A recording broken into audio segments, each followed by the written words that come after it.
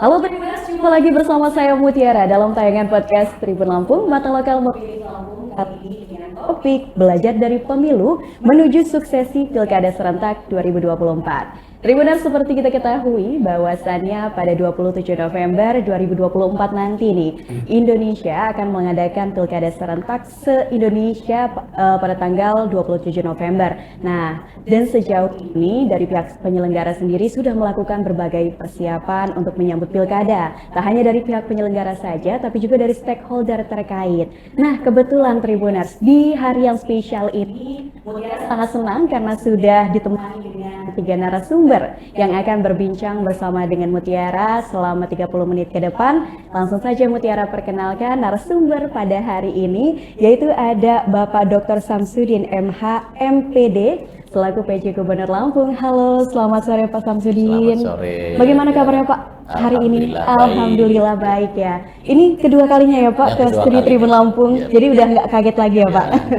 Oke, Tribuners, di sebelah Pak Samsudin ini juga sudah hadir bersama dengan Mutiara Bapak Dr. Alfitra Salam selaku Ketua Umum dari IP Pusat. Halo, selamat sore Pak. Assalamualaikum. Waalaikumsalam. Pak Mitra, ini kalau boleh tahu pertama kali ya Pak? Kalau ke Tribun pertama, tapi kalau ke Lampung udah sering. Udah sering, tapi ke Tribun pertama ya. Semoga ini ada kesan yang baik ya Pak yang ditinggalkan ya. Oke, selanjutnya yang terakhir Mutiara akan memperkenalkan yaitu Bapak Erwan Bustami MH selaku Ketua KPU Lampung. Halo Pak Erwan, bagaimana kabarnya hari ini Pak? Alhamdulillah sehat. Alhamdulillah sehat. Dan hari ini Mutiara beruntung sekali karena sudah ditemani oleh 3 bapak yang tampan-tampan, rapi tentunya nih ya, untuk menemani Tribuners di rumah, dan kita akan membahas seperti apa sih persiapan jelang Pilkada 2024 nanti. Langsung saja mungkin kita menyapa Pak Samsudin. Ini Bapak terkait dengan pemilu 2024. Kita tahu bahwasannya pada 14 Februari kemarin ini Indonesia sudah melaksanakan agenda 5 tahunannya demokrasi kita, acara demokrasi terbesar yaitu pemilu. Menurut dari kacamata seorang Bapak Samsudin nih, terkait dengan pemilu khususnya untuk di Lampung sendiri, bagaimana Pak tanggapannya? Ya. Berkaca dengan pemilu yang lalu, bahwa khususnya di Lampung kita bersyukur bahwa partisipasi masyarakat untuk melaksanakan pemilu itu cukup baik, 79,5%. Artinya bahwa ini adalah modal bagi kita untuk menghadapi pemilu kada tahun 2024. Dan yang kedua, di dalam pelaksanaan pemilu yang lalu, yaitu Pilpres dan Pileg yang lalu, jumlah pelanggaran di Lampung itu sangat sedikit, ya sedikit, boleh dikatakan sedikit, karena hanya 62 laporan, ya, dan ini boleh dikatakan sangat minim dibanding dengan provinsi lain. Baik. Ya. Kemudian yang ketiga, gugatan ketidakpuasan terhadap pemilu, Pilpres dan Pileg yang lalu, khususnya di Provinsi Lampung, itu tidak ada. Ya, itu juga menunjukkan, dan 3 hal inilah modal kekuatan untuk suksesnya pemilu kada serempak di tahun 2024 ini.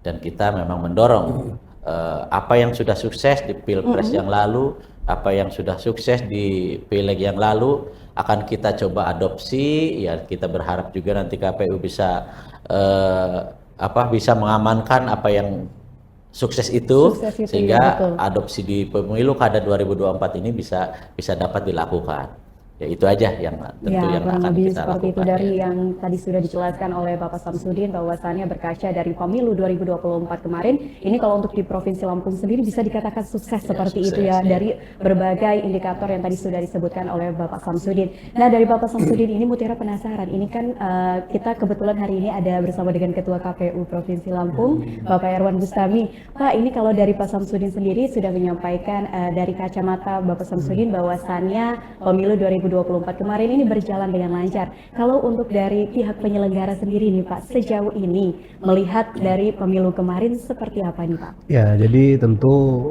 pertama sebagai penyelenggara pemilu kami bersyukur ya, seluruh stakeholder termasuk pemerintah daerah, TNI, Polri ya, semua bahu-membahu menyukseskan pemilu ya, perhelatan yang kita laksanakan 5 tahun sekali, dan itu bukan pekerjaan mudah tentu bagi kami. Nah, berkat dukungan support ya seluruh stakeholder termasuk peserta pemilu, kita bisa melewati pelaksanaan tahapan pemilu serentak kita yang kita laksanakan pada tanggal 14 Februari yang lalu. Dan tentu tadi yang disampaikan Pak PJ kan beberapa indikator ya, partisipasi pemilih, lalu perselisihan hasil pemilu, dan tentu ada laporan-laporan dari peserta atau masyarakat yang tentu sudah ditindaklanjut oleh Bawaslu.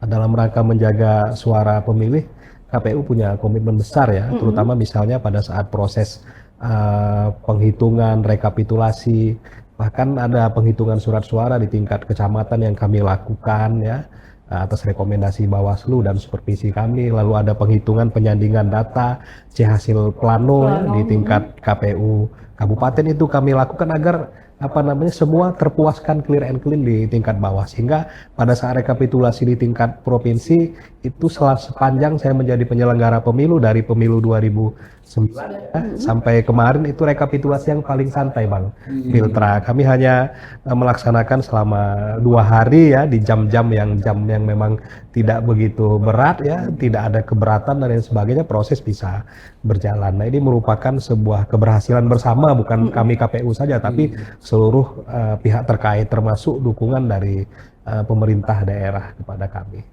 Oke, jadi memang dengan bekerja sama, tidak hanya dari KPU saja, tapi jelas bekerja sama ya, dari semua pihak terkait untuk mensukseskan pemilu yang sudah kita laksanakan kemarin pada 14 Februari 2024. Dan kalau tadi kita sudah mendengarkan ini dari kacamata pemilu di Provinsi Lampung. Kali ini Mutiara akan ke Bapak Alfitra. Pak, ini kalau misalkan dari tadi kita sudah mendengar bahwa di Lampung sendiri, insya Allah bisa dikatakan bahwasannya pemilu kemarin sukses Pak, dan berjalan dengan lancar. Nah, kalau secara nasional sendiri ini menurut Pak Fitra bagaimana Pak penyelenggaraan pemilu kemarin? Ya, yang jelas kita semua bersyukur dan memberikan apresiasi lah kepada KPU, Bawaslu, DKPP yang sudah menyelenggarakan dengan cukup baik. Saya kira itu suatu poin penting. Walaupun di detik-detik terakhir ada eksiden sedikit di KPRI, ya kan, ya? Sedikit, ya kan. Ya. Tetapi bagaimanapun juga, saya kira kita berharap potensi-potensi pelanggaran yang mungkin juga terjadi dalam pilkada ini kita harapkan juga tidak terjadi. Dan kita berharap pelanggaran-pelanggaran selama pilpres itu juga tidak terulang lagi.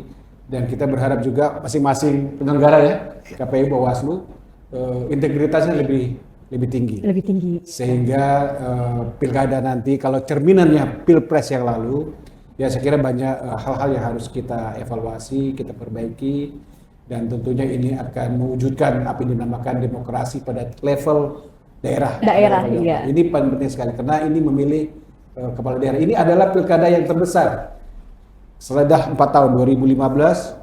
2017 ya, 18 dan ini yang keempat. 2024. Ini paling besar. Jadi saya kira ini kita berharap lah, ya kan, pengalaman malam tidak baik selama pilpres itu jangan sampai terulang kembali. Nah, ini terkait dengan tadi sempat disinggung ini pelanggaran nih Pak ya. Terus juga ini kan kebetulan Mutiara mengutip sedikit dari pernyataan Bapak Alfitra ini Pak, terkait dengan definisi pemilu. Ini kan merupakan fondasi dari sistem demokrasi yang sehat, di mana setiap warga negara ini memiliki hak untuk memilih pemimpin mereka secara bebas dan adil. Namun kekurangan dalam atau kecurangan dalam pemilu ini ternyata jadi ancaman serius. Nah nih Pak Fitra, ini berhubung kita tahu ya bahwasannya pada saat penyelenggaraan pemilu, entah itu pileg, ini kan kerap kali kita temukan beberapa pelanggaran yang terjadi. Kalau boleh tahu nih Pak, ini kira-kira apa sih Pak yang menjadi faktornya? Ya, saya kira banyak faktor ya. Faktor pertama tentunya berkaitan dengan regulasi. Regulasi kita tuh memang banyak harus diperbaiki, terutama berkaitan dengan politik uang. Politik uang itu kalau dilihat itu tuh sentuhannya terhadap peserta pemilu itu lebih kecil dari bandingan dengan penyelenggara. Ya kan ini nanti Mas Ketua bisa mengakui. Bisa. Kemudian yang kedua faktor eksternal juga dan kultur masyarakat kita. Ya, masyarakat kita kan masih relatif miskin. Ya kan, tentu ini menjadi peluang bagi peserta pemilu untuk memainkan politik uang. Ya kan? Ini saya kira kultur ini yang harus dirubah. Yang ketiga ya pendidikan politik. Saya kira masyarakat kita masih relatif kurang bagus, ya kan. Sehingga banyak hal-hal yang harus dilakukan oleh KPU dan Bawaslu melakukan pendidikan politik yang secara baik, ya kan, sehingga proses-proses demokrasi itu tidak menurun tetapi semakin menaik. Dan ancaman yang paling serius adalah populisme itu.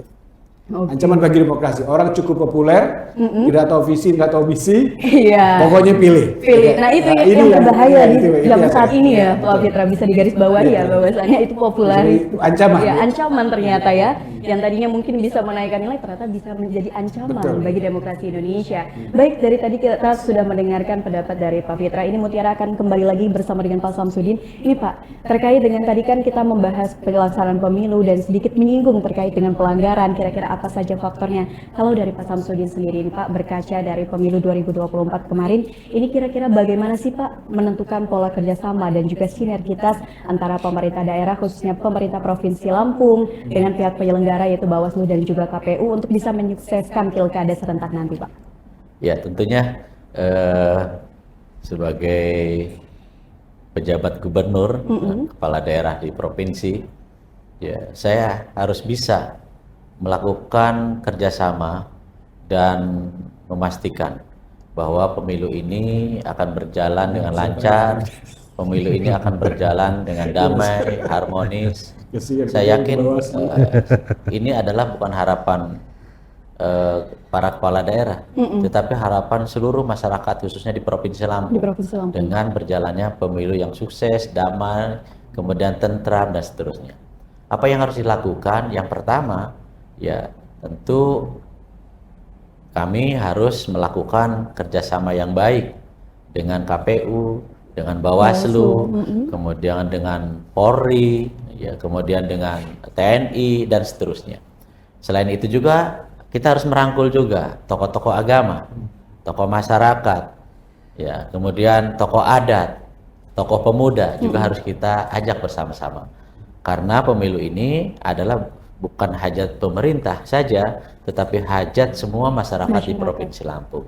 Untuk itu, satu poin yang harus menjadi sebuah perhatian kita, pemilu ini terjadi dengan sukses dan pemilu ini bisa berjalan dengan harmonis dan damai. Pada akhirnya yang diuntungkan adalah masyarakat di Provinsi Lampung. Kalau rusak, kalau rusuh juga yang dirugikan adalah masyarakat Provinsi Lampung. Nah, itulah yang akan kami lakukan terus-menerus. Bahkan nanti ke depan akan kita kampanye bersama, ya, agar supaya semua paham arti dari sebuah kedamaian dalam pelaksanaan pemilu ini. Oke, jadi memang dari pemerintah Provinsi Lampung sendiri ini akan terus berupaya untuk mengajak semua pihak dan juga tentunya masyarakat Lampung untuk sama-sama mensukseskan pemilu ataupun pilkada serentak pada November 2024 nanti. Nah, Pak Samsudin, ini ada yang menarik juga. Ini kan kalau berbicara tentang pemilu, pilpres ataupun pileg, ada aja masyarakat Indonesia yang masih golput nih Pak. Nah, kalau tanggapan dari Pak Samsudin sendiri nih Pak terkait dengan masyarakat yang mungkin sampai saat ini masih golput nih Pak, bagaimana Pak? Ya, memang golput ini kalau kita definisikan adalah sebuah pilihan masyarakat untuk tidak melakukan, ya, aktif atau partisipasi dalam proses pemilu, yaitu tidak mencoblos, tidak memilih, tidak melakukan keputusan-keputusan terhadap dirinya. Ya. Nah, bagaimana terhadap orang seperti ini? Yang pertama, ya, kalau saya melihat orang yang melakukan tindakan golput, ya, ini tentu akan merugikan bagi dirinya sendiri dan juga masyarakat banyak. Kenapa demikian? Tadi sudah disinggung oleh Pak Alfitra bahwa yang akan menjadi ancaman adalah populis, ya, masalah seseorang yang tidak tahu visi, ya, seseorang yang tidak tahu misi, kemudian mencalonkan diri menjadi kepala daerah, sementara orang ini mungkin saja, ya, track recordnya tidak baik, ya, untuk pembangunan Provinsi Lampung. Nah, kalau hal itu masyarakat Lampung golput, nah bisa jadi orang yang punya visi seperti ini yang tidak jelas ini akan terpilih. Nah, yang rugi siapa? Yang rugi adalah masyarakat Lampung. Nah, oleh karena itu saya menyampaikan kepada masyarakat Lampung jangan golput. Ya, pilihlah, ya, sesuai dengan hati nurani dan pilihlah yang baik. Ya, karena itu akan menentukan nasib dan masa depan pembangunan Provinsi Lampung. Oke, wah, luar biasa sekali. Nah, Tribunas tadi sudah disampaikan oleh Bapak Samsudin bahwasannya nanti di pilkada jangan sampai golput ya, karena golput ini ternyata bisa merugikan masyarakat itu Betul. sendiri ya Pak ya. Jadi kita sama-sama sukseskan pilkada, jangan lupa untuk menggunakan hak pilihnya. Nah, Tribuners, ini kita dari Pak Samsudin akan beralih ke Pak Erwan. Ini kalau tadi kita sudah mendengarkan dari kacamata pemerintah provinsi terkait dengan seperti apa pola kerjasama antara pemerintah provinsi dan juga pihak penyelenggara dari pemilu yaitu KPU dan Bawaslu. Kalau dari KPU sendiri Pak, seperti apa bentuk sinergitas dan juga kerjasama antar penyelenggara antara KPU dan juga Bawaslu berkaca dari pemilu kemarin? Ya, tentu apa namanya kerjasama itu menjadi hal yang utama yang harus kita Baik. lakukan ya kepada seluruh pihak, termasuk kepada pemerintah daerah juga Bawaslu. Di Provinsi Lampung, alhamdulillah pemerintah memberikan support yang baik ya kepada KPU dalam penyelenggaraan pemilihan gubernur ya, Pemprov Lampung. Misalnya kewajiban pemerintah daerah memfasilitasi kebutuhan anggaran itu sudah sampai dengan hari ini kita sudah diberikan 100% dari kebutuhan anggaran pilkada kita ya untuk pemilihan gubernur, lalu memfasilitasi kebutuhan jajaran sekretariat di badan ad hoc ya di tingkat kecamatan, di tingkat desa. Lalu apa namanya sosialisasi pendidikan pemilih juga merupakan bagian dari kewajiban pemerintah yang tentu sedang berlangsung dilaksanakan, termasuk nanti ketika ke depan akan ada distribusi logistik yang kami perlu bantuan pemerintah atau stakeholder terkait pasti akan kami sampaikan.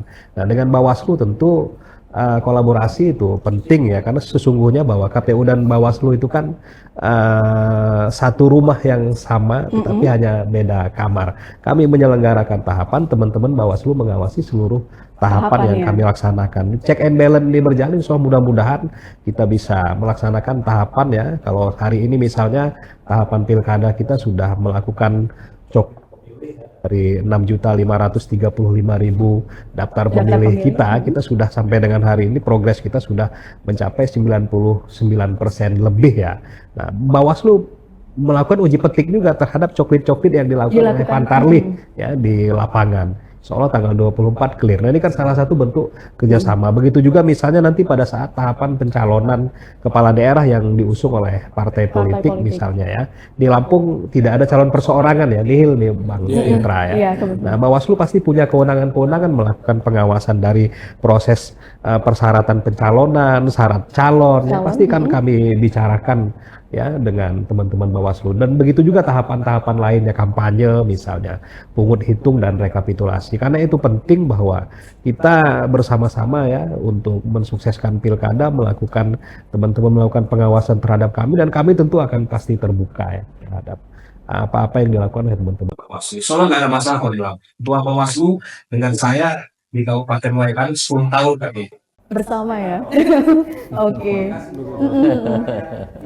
Informal ngopi-ngopi ini kita kami keluarkan dengan teman-teman kabupaten dan sampai dengan tingkat bawah. Maka sekarang pikiran kami KPU RI punya rencana bahwa karena bimbingan teknis yang nanti akan bersama-sama antara KPU, Bawaslu sampai dengan PPK dan PPS. Nanti akan bergabung sama-sama.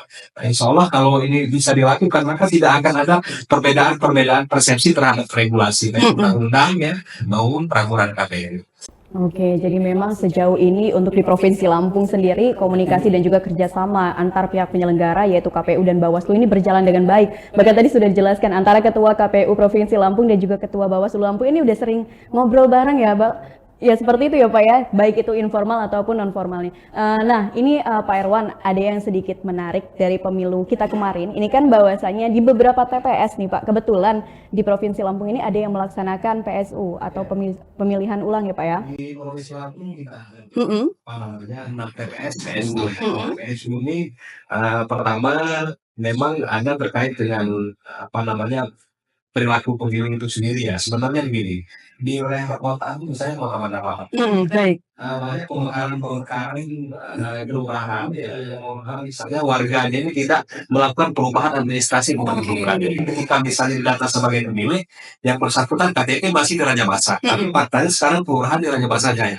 Maka TPS-nya TPS Raja Basa. Nah, ketika yang bersangkutan menggunakan hak pilih di TPS Raja Basa Jaya, di mana tempat pendaftar, satu orang pun itu mengakibatkan PSU. Ini terjadi. Nah, ada kejadian yang misalnya surat suara yang dicoblos ya oleh petugas KPK dan kami hentikan pada saat hari yang sama ya, dan hasil coblos ini tidak kami gunakan karena ada PSU, kita memakai hasil yang baru. Nah ini terjadi juga. Ada TPS di seluruh provinsi. Di Bandar Lampung ada 3, di Lampung Timur ada 1, lalu di Pesisir Barat itu ada 1, di Pesawaran ada 1, Lampung Barat ada 1. Jadi sebenarnya kalau TPS kita 25.000 lebih, yang PSU cuma 6 itu ya hanya 0,00 sekian persen lah. Jadi mudah-mudahan PSU ini ya bukan hal yang tangguh karena kita atur di regulasi kita. Tapi alhamdulillah kita tidak ada pemungutan suara susulan misalnya karena bencana atau keterlambatan logistik ya di TPS itu nggak ada di provinsi. Oke, tapi untuk sejauh ini sendiri Pak, untuk mengakali atau istilahnya upaya dan antisipasi agar PSU ini mungkin tidak terjadi di pilkada nanti seperti apa Pak? Ya, terkait koordinasi, ya kita sering kita koordinasikan. Terakhir 3 minggu yang lalu kami mengundang Kementerian Hukum, Disduk Capil, lalu Kepala Dinas Pendidikan, ya, Kalapas, Kalpan, Provinsi Lampung. Salah satu bahasan kita itu ya salah satunya terkait dengan elemen data kependudukan misalnya. Nah, kita sebenarnya sangat berharap ya daerah-daerah pemekaran ini diikuti juga dengan perubahan administrasi kependudukan, tapi biayanya cukup besar. Misalnya kalau ada curhatan di Capil Kota misalnya, untuk 15.000. Ya, ini memang cukup berat juga beban kebutuhan tapi kita berupaya ya memang pentopikan yang kita lakukan, kita meminimalisir terjadi potensi-potensi kesalahan penempatan pemilih. Jadi sejauh ini sudah melakukan antisipasi penempatan pemilih kita itu dia menggunakan kejur, jadi sesuai dengan alamat KTP. Ya, secara domisili di mana orangnya. Baik, dan mungkin ini bisa menjadi perhatian juga khususnya bagi masyarakat yang mungkin antara KTP dan juga alamat domisilinya berbeda gitu kan, mungkin bisa segera diurus segera. Nah, Tribuners, kita akan beralih nih ke Bapak Alfitrah. Pak, terkait dengan kan kita tahu bahwasannya IP ini kan Asosiasi Ilmu Politik Indonesia. Sejauh ini apa saja upaya yang dilakukan IP untuk mendorong pemilu itu bisa berjalan dengan demokratis dan juga berjalan dengan jujur dan adil, Pak? Ya, konsentrasi IP ini sebenarnya kepada pendidikan politik. Oke. Bagaimana mewujudkan masyarakat yang cerdas dalam politik. Ini saya kira fokus kita. Karena selama ini KPU dan Bawaslu itu tidak punya desain bagaimana melakukan pendidikan politik yang sebagus. Itu penting bagi saya. Karena seperti golput tadi, ya, golput itu kan akibat pendidikan politik yang belum jelas. Saya sih berpikir kalau golput itu menjadi ancaman, ya kan? Ya kita ubah aja undang-undang jadi wajib pemilih. Apa salahnya sih, ya kan? Jadi pilih, jadi kewajiban. Karena kewajiban bernegara, ya kan? Mengapa jadi pilihan? Saya kira perlu dibuka wacana lah bahwa pemilih itu wajib, sehingga masyarakat semua merasa bertanggung jawab. Karena kalau sudah tidak milih, dia merasa tidak bertanggung jawab. Padahal sebagai warga negara dia bertanggung jawab. Saya kira itu penting.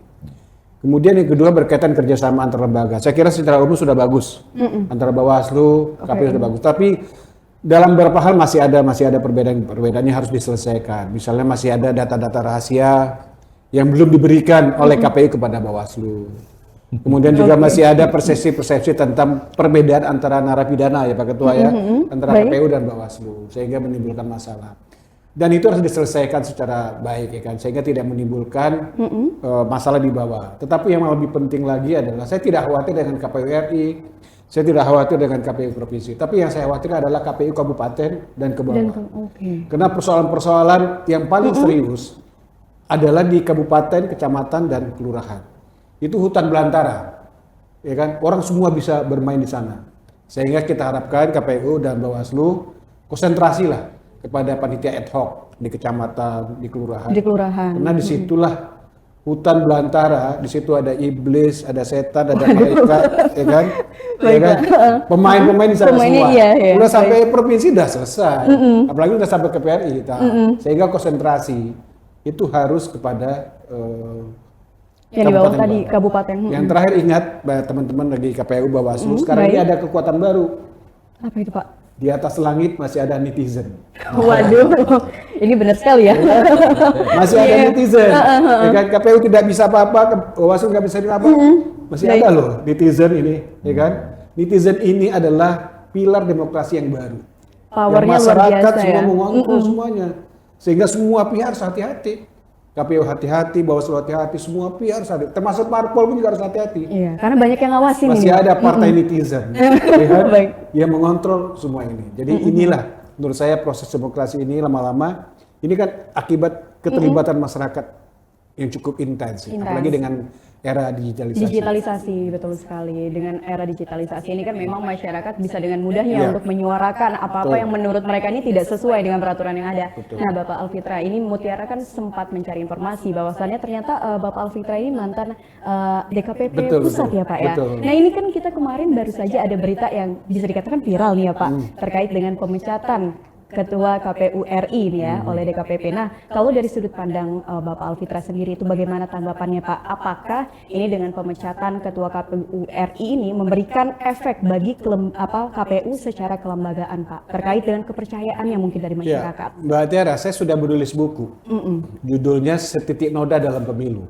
Baik. Itu judulnya Perselingkuhan Penyelenggara Pemilu. Perselingkuhan nih Pak. Penyelenggara pemilu. Baik. Ya kan? Jadi saya sudah nulis 3 tahun yang lalu bahwa potensi perselingkuhan itu memang ada antara penyelenggara. Mohon maaf Pak Ketua ya, memang ada. Itu kan naluri kan. Nah saya sudah bilang ini perlu ada pencegahan, perlu ada SOP di KPU dan Bawaslu. Jangan sampai ada pertemuan antara laki-laki dan perempuan di dalam satu ruangan. Misalnya kalau ada tamu harus didampingi, perempuan pergi harus didampingi berapa orang, jangan berdua. Ya kan? Jadi harus ada SOP yang jelas sehingga tidak menimbulkan fitnah-fitnah. Itu harus jelas. Dan terhadap kasus yang kemarin itu ya tentu baru saja kita viral. prihatin lah. Iya, betul. Prihatin ya kan, kita ini pengalaman buat teman-teman Mas Ketua di bawah ya kan. Coba diperhatikan bahwa itu pengalaman pahit yang bukan masalah pemilu, bukan masalah teknis, tapi persoalan-persoalan yang berkaitan dengan pribadi. Ya ini kan citranya cukup tidak mengenakan ya kan. Kita berharap lah. Nanti Mbak Tera saya kirim bukunya. Siap Pak. Setitik Noda. Ditunggu ini Pak ya. Ya itu isinya tentang perselingkuhan. Iya, baik Pak. Baik. Nah, jadi kalau misalkan dari sudut Pak Alfitra sendiri, bahkan ini sudah dibuat buku ya Pak Iya, terkait sudah dengan buku. perselingkuhan yang terjadi. Nah, harapannya semoga kedepannya untuk lembaga KPU sendiri ini akan lebih baik lagi ya, Iya. Pak Erwan, khususnya untuk di Provinsi Lampung dan juga di pusat. Kita akan ini kembali lagi nih ke Bapak Samsudin. Pak, ini kan terkait dengan pemilu nih ya Pak. Ini kan ada generasi Z. Nah. Wah, Gen Z istilahnya lah ya kalau kita tahu. Nah, Gen Z ini kan salah satu bisa dikatakan adalah pemilih pemula nanti di Pilkada 2024. Nah, sejauh ini Pak, bagaimana pendapat Bapak terkait dengan potensi dari pemilih pemula dari generasi Z ini Pak di Pilkada nanti? Ya, terima kasih ya Mbak Tiara. Jadi kita tidak bisa untuk mengabaikan terkait dengan pemilih pemula ini. Data di Provinsi Lampung itu generasi milenial itu ada 34%. Kemudian Gen Z itu 40 ya totalnya. 17,14%. Ya, artinya bahwa dari jumlah itu ya itu menunjukkan yang cukup baik ya untuk perkembangan dan suksesnya pemilu di Provinsi Lampung. Nah, apa yang harus kita lakukan terhadap generasi Z ini? Tadi sudah disampaikan oleh Pak Alfitra bahwa ada partai yang harus kita perhitungkan, yaitu partai netizen. Oke, Partai netizen itu adalah dilakukan oleh para generasi milenial dan Generasi generasi Z. Mayoritasnya ya Pak. Mayoritas. Saya sebagai generasi Z, oh ya Iya, benar Pak. betul. Nah, apa yang harus kita lakukan dengan hal itu? Tentu kita harus mengajak mereka, iya. Karena mereka kalau diajak dan paham dengan cara ke Gen Z-annya, ya mereka akan support luar biasa, iya. Iya, bahkan akan menjadi booming semangat untuk memilih. Tetapi pada saat dia dikecewakan, iya, dengan kecurangan, dikecewakan dengan cara-cara yang tidak baik, mereka justru akhirnya apatis. Mereka tidak mau melakukan hal-hal yang sifatnya menjadi dorongan. Seharusnya mereka aktif karena ada melihat peluang kecurangan, melihat bahwa tidak baiknya pelaksanaan, mereka akan mundur. Nah, ini tidak boleh terjadi. Ya, jadi oleh karena itu kami mengajak ya generasi Z, mari kita sama-sama awasi ya pelaksanaan pilkada ini dengan seksama agar supaya berjalan dengan baik. Mari generasi Z ya berpikir dengan cemerlang bahwa pilihan Anda untuk masa kini itu untuk 5 tahun Anda ke depan. Jadi Anda pun harus ikut berkontribusi agar supaya pemilu kada ini berjalan dengan baik dan betul-betul hasilnya sesuai dengan generasi Z dan yang diharapkan begitu. Oke, nah ini generasi Z yang menonton tayangan ini semoga mendengar ya saran dari Bapak Samsudin bahwasannya kita sebagai generasi Z, saya sendiri juga nih Pak ya, Gitu. harus lebih istilahnya peduli juga nih ya, terutama terkait dengan perpolitikan yang ada di Indonesia dan juga Provinsi Lampung. Karena dengan kita ini peduli, kita tahu kita bisa memilih siapa sih yang layak untuk jadi pemimpin kita ke depannya. Nah, Bapak Samsudin, ini yang menarik lagi Mutiara ingin bertanya Pak, terkait bagaimana sih Pak sejauh ini upaya dari pemerintah Provinsi Lampung untuk mendukung Pilkada 2024 ini dapat berjalan dengan luber, jurdil dan damai nih Pak. Ya, tentu pemerintah Provinsi Lampung sangat mendukung untuk pelaksanaan ini berjalan dengan baik. Ya, apa yang harus dilakukan? Pertama, ya, tersedianya anggaran untuk pelaksanaan Pemilu Kada 2024 ini. Saya yakin kalau nggak ada anggaran Nggak bisa jalan ini ya Pak. Walaupun Pak Alfitra, Ketua KPU juga ngomong, Pak Irwan. tapi nggak bisa. Nah apa yang harus kita lakukan? Pemerintah Provinsi Lampung, kita bekerja sama dengan KPU, ya, dan menyiapkan anggaran dari APBD Provinsi Lampung untuk diberikan. Silakan anggaran ini dipakai agar pelaksanaan pemilu kada berjalan dengan baik di Lampung. Kemudian kita siapkan juga anggaran untuk Bawaslu. Silakan anggaran dipakai, awasi pelaksanaan pemilu dengan sebaik-baiknya. Kita siapkan untuk Polri, untuk TNI. Silakan dipakai, jaga keamanan.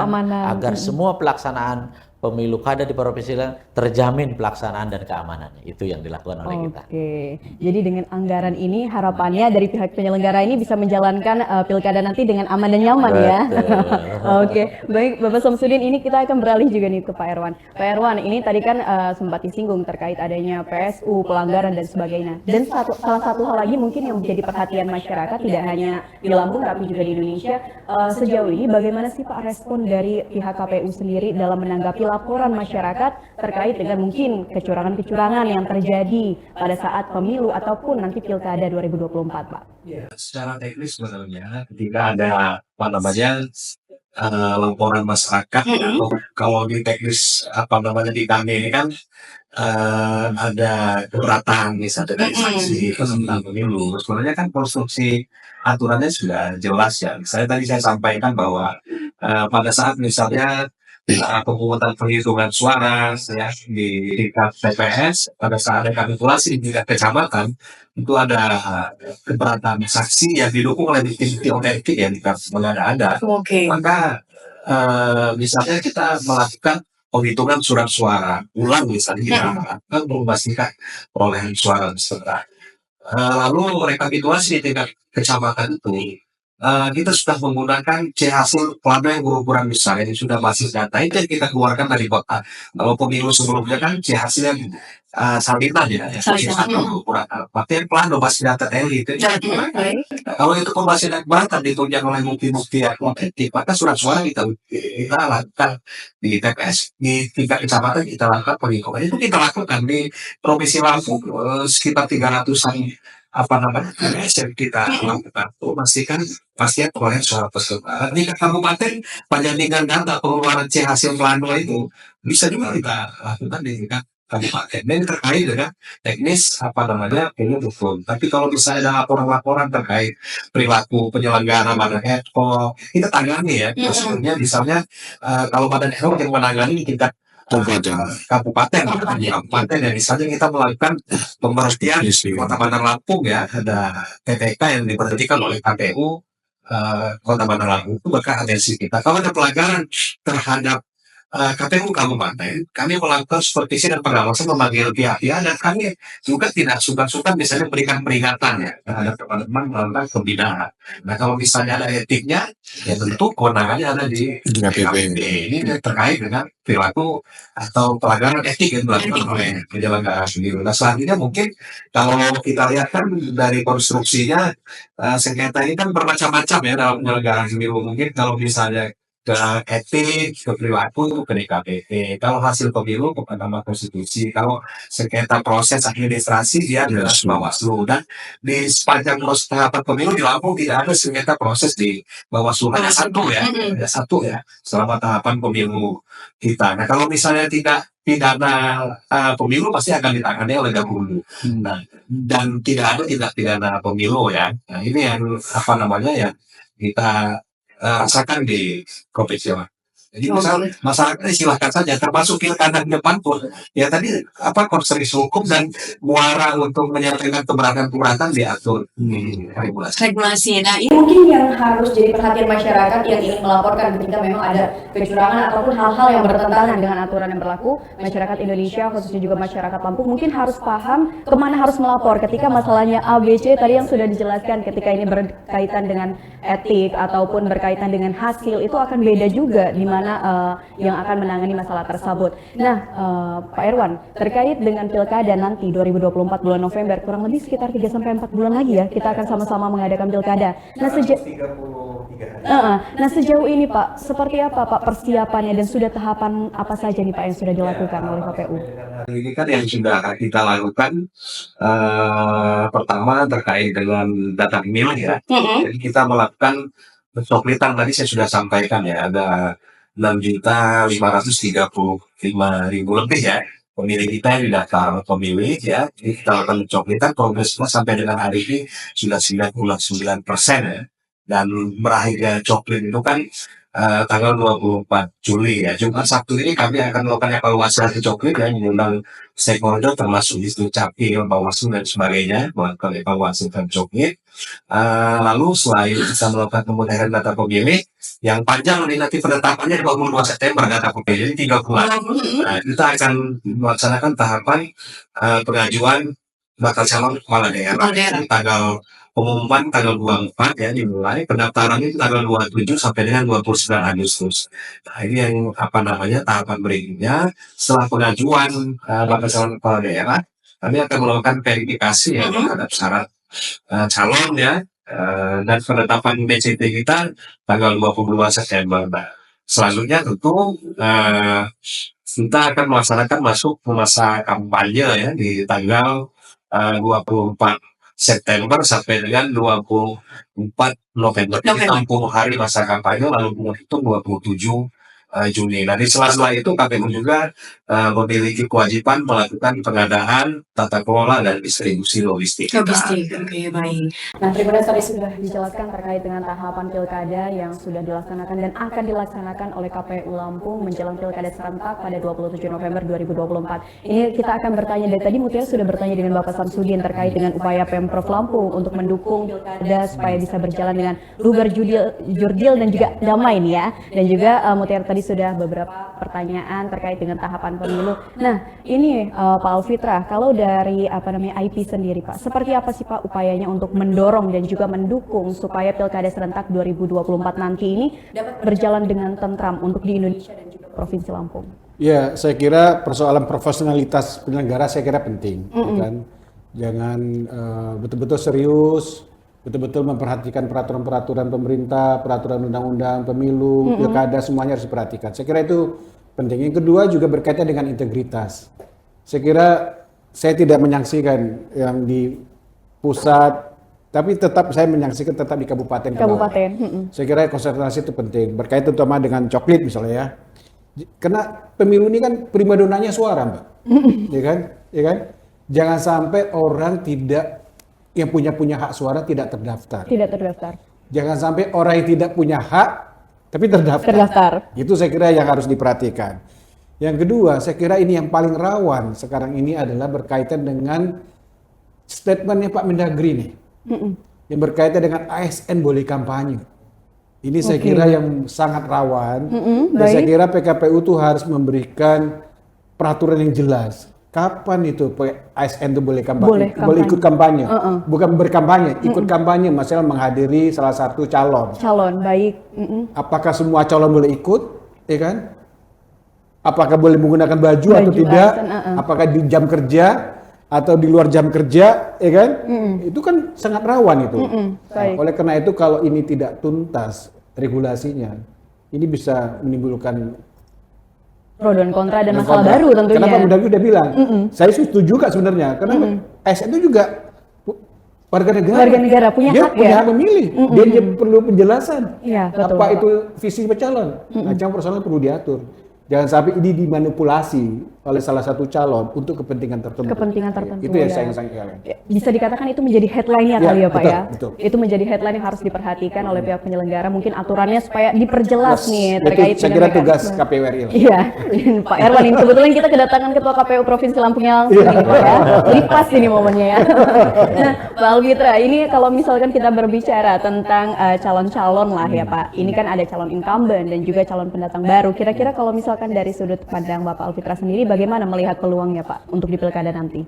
Antara incumbent dan juga calon-calon Ya, baru. saya kira saya ada dua perspektif pilkada nih. Pertama, bisa jadi dia meneruskan koalisi pilpres. Bisa jadi. Bisa ya kan? jadi, Bisa ya. jadi.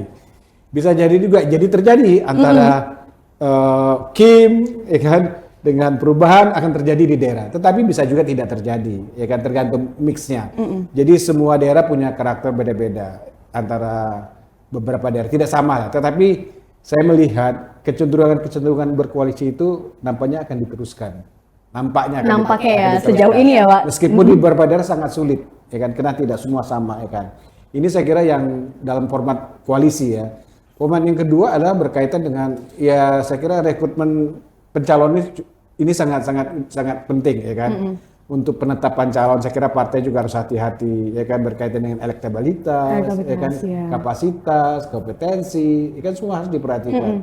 Sehingga jangan sampai, ya kan, salah pilih lah partainya, karena kan partai mengusulkan.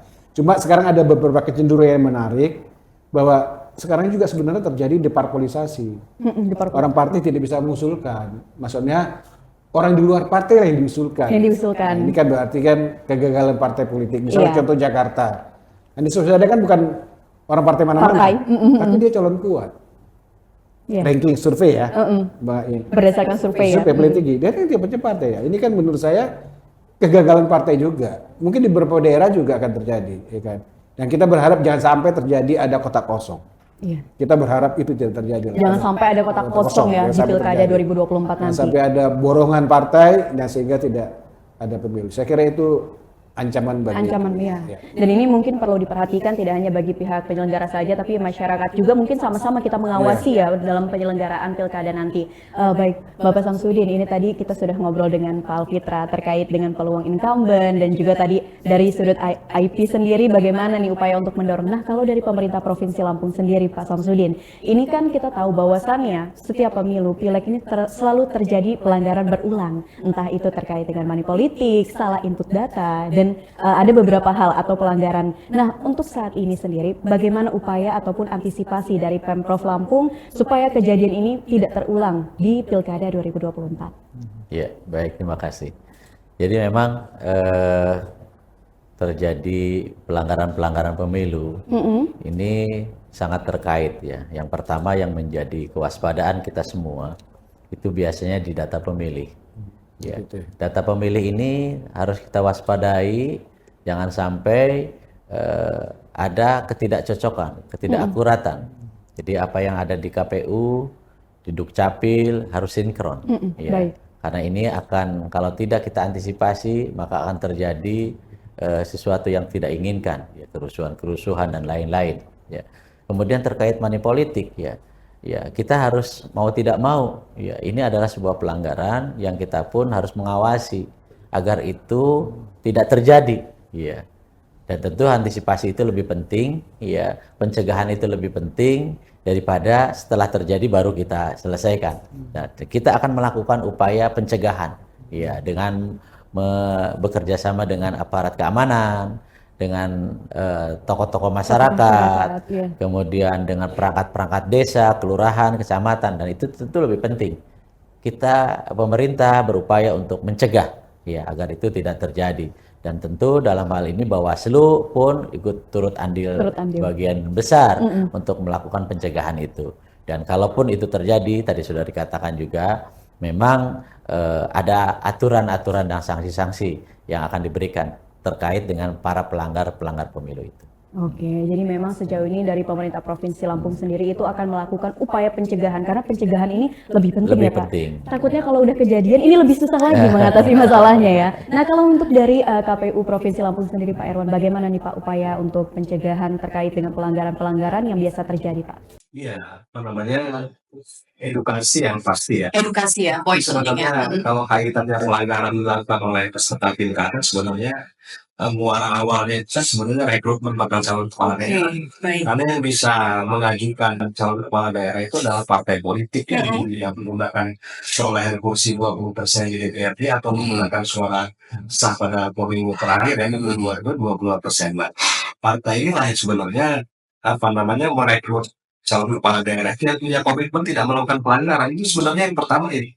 Yang kedua, terkait dengan edukasi, ini pasti ya KPU akan setiap saat ya menyampaikan kepada peserta pemilu maupun pada masyarakat hal yang dilarang dan diperbolehkan. Sebenarnya terkait misalnya pada saat masa kampanye kan kalau kita lihat di regulasinya kan kampanye itu sebenarnya sudah memberikan ruang dan kesempatan kepada peserta itu tidak harus melakukan money politik. Misalnya ada bahan kampanye ya, yang misalnya kalau pemilu yang lalu kalau dirupiahkan cukup besar satu rupiahnya, misalnya dia seperti alat tulis, muk, ya, Oh yang mau pakaian, kepala dan sebagainya itu kan bisa diberikan diberikan.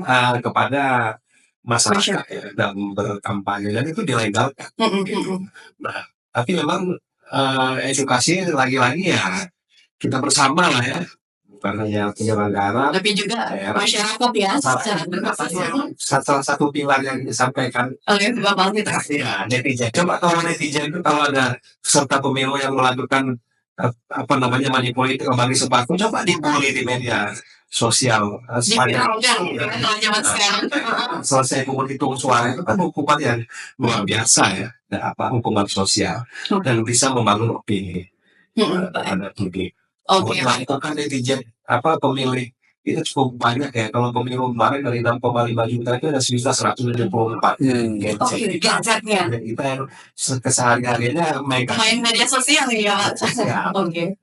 Baik, nah kalau misalnya dari Pak Erwan tadi sudah menjelaskan terkait upaya antisipasi agar pelanggaran-pelanggaran yang biasa terjadi pada saat pemilu ini tidak terjadi di Pilkada 2024 nanti. Nah Tribuners, kebetulan kita sudah berada di penghujung podcast kita pada hari ini dan kita akan sama-sama mendengarkan nih apa sih pesan dan kesan yang akan disampaikan oleh ketiga narasumber kita kepada masyarakat Indonesia, terkhusus masyarakat Lampung yang dimana kita tahu bahwasannya pada 27 November nanti akan menggunakan hak pilihnya untuk memilih siapa pemimpin daerah ke depannya. Baik, ini dimulai dari Bapak Samsudin, dipersilahkan untuk menyampaikan pesan dan juga harapannya sebagai pejabat Gubernur Lampung kepada masyarakat untuk sama-sama mensukseskan Pilkada serentak 2024 nanti. Ya, pesan mungkin untuk masyarakat di Provinsi Lampung ya, karena pemilu ini adalah hajatnya KPU, ya, pelaksananya adalah KPU. Maka pesan saya juga tidak jauh dari KPU. Yang pertama adalah kebersamaan. Oke, ada singkatan. Mari kita bersama-sama untuk mensukseskan hajat besar pemilu kada 2024 di Provinsi Lampung ini, karena bukan hanya kepada lembaga KPU saja, tetapi semuanya ikut bertanggung jawab untuk bisa melaksanakan KPU dengan baik. P, ini bukan KPU yang KPU, tapi P itu partisipasi. Ya, saya mengajak untuk berpartisipasi. Siapapun bisa berpartisipasi untuk supaya pemilu kada ini berjalan dengan baik dan lancar. Ya, tanpa partisipasi semua pihak, stakeholder yang ada, saya tidak yakin. Jadi kita harus merasa memiliki dan kebersamaan tadi untuk berpartisipasi dalam pelaksanaan pemilu kada yang baik. U yang terakhir adalah usaha. Semua apapun yang direncanakan, kalau tidak diusahakan, tidak dijalankan dengan baik, semua tidak akan berjalan dengan sebaik-baiknya. Pesan saya itu ya KPU tadi, kebersamaan, partisipasi dan usahakan untuk berhasil. Terima kasih. Wah, luar biasa sekali nih Tribuners. Ini jadi gampang diingat nih ya oleh Tribuners di rumah KPU. Ingat aja KPU ini merupakan pesan dari Bapak Samsudin ya, selaku pejabat Gubernur Lampung, bahwasannya ingat, K-nya adalah kebersamaan, P-nya partisipasi, U-nya adalah usaha. Karena semua itu nggak akan sukses kalau nggak ada usaha dari kita ya, tidak hanya dari pihak penyelenggara. Oke, selanjutnya Bapak Alfitra silakan menyampaikan pesannya nih Pak. Anak kandung dari pilkada itu lahirnya seorang pemimpin. ya kan? Iya. Ya kan? Jadi bagaimana pilkada ini bisa mewujudkan tampilan seorang pemimpin. Mulai dari proses yang demokratis, ya kan? Kemudian kedua hasilnya juga baik, yang terpilih pun juga bagus. Ya kan? Ini saya kira harapan kita semoga jangan sampai melahirkan anak sungsang, anak cacat, ya kan? Iya, ya iya. kan? Jangan sampai Harapannya, sudah terpilih, yang terpilih kok ini, ya kan? Nah, kita berharap KPU dan Bawaslu bisa mewujudkan lah. Oleh karena itu pentingnya KPU dan Bawaslu sama-sama lah.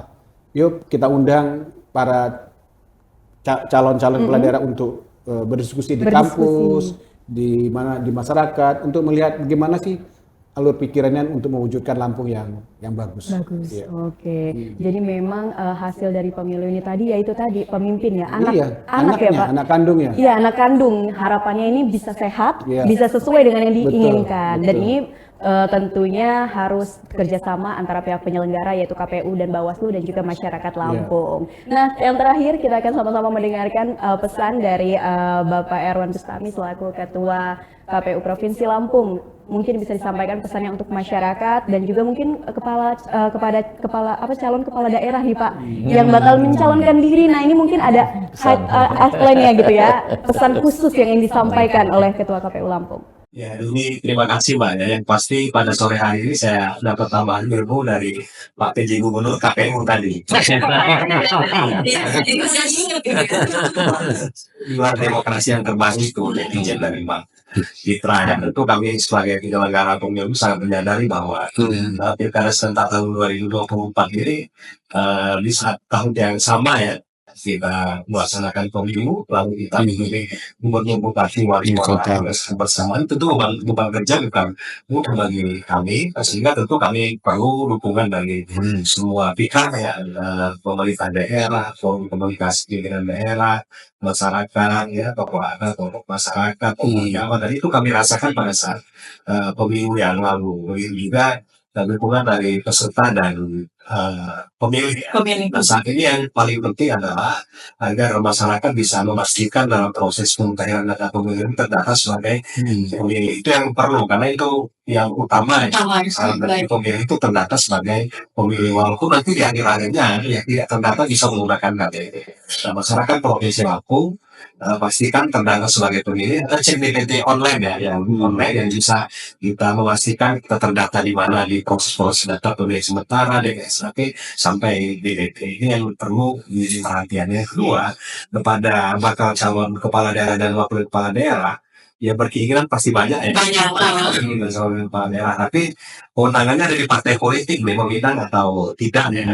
Mau diusulkan atau tidak kepada KPU. Tentu kita berharap bahwa siapapun yang menjadi calon kepala daerah dan wakil kepala daerah, kita ingin pilkada kita di Provinsi Lampung ini tentu bisa berjalan secara aman, damai, kondusif ya. Dan kami tentu punya komitmen yang besar untuk mengawal melaksanakan dengan komitmen yang disampaikan Bang Citra yang ada profesionalisme. Tentu kami akan banyak belajar ya, menjaga integritas, mengamankan suara pemilih dan komitmen agar pilkada ini bisa langsung umum dan masyarakat adil ya, dan yang terakhir tentu kami juga ya saya masukan kritik dari masyarakat pun akan kami terima ya, insyaallah masukan-masukan ini akan menjadi bahan diskusi dan perlu saya sampaikan bahwa keputusan-keputusan yang ditetapkan oleh KPU itu bukan keputusan KPU secara personal, tapi kepemimpinan di KPU itu memang unik, kolektif, kolegial. Harus diputuskan dalam pleno dan saya sebagai ketua punya tanggung jawab terhadap pleno yang diputuskan oleh 7 orang anggota KPU provinsi. Begitu juga di kabupaten kota. Itu mungkin yang terakhir dari saya, mudah-mudahan masyarakat bisa menggunakan pilih, partisipasi kita bisa mencapai target nasional ya, betul. 1,5 bisa terlampaui. Itu saja Mbak. Terima kasih. Oke, baik. Terima kasih Pak Erwan sudah menyampaikan pesannya kepada masyarakat Lampung dan juga terkhusus mungkin kepada bakal calon kepala daerah dan juga wakil yang akan mendaftarkan diri dan juga partai politik. Nah, Tribuners, kita sudah sampai di akhir podcast dan luar biasa sekali hari ini Mutiara mendapatkan banyak hal-hal yang tentunya menginspirasi dan memotivasi Mutiara untuk lebih peduli untuk mensukseskan melaksanakan gelaran Pilkada serentak 2024. Baik, mungkin itu saja tayangan podcast kita. Terima kasih banyak kasih, Bapak Tiara. Samsudin yang Iya. sudah meluangkan waktunya ke Tribun Lampung. Terima kasih banyak Bapak Alfitra, terima kasih banyak Pak Erwan. Semoga ini tidak menjadi perjumpaan terakhir kita Iya. bisa berjumpa di lain waktu dengan topik yang berbeda juga. Dan mari kita sama-sama masyarakat Lampung dan juga masyarakat Indonesia untuk sama-sama mensukseskan gelaran Pilkada serentak yang akan dilaksanakan pada 27 November 2024 mendatang. Saya Mutiara mohon pamit undur diri dan sampai jumpa.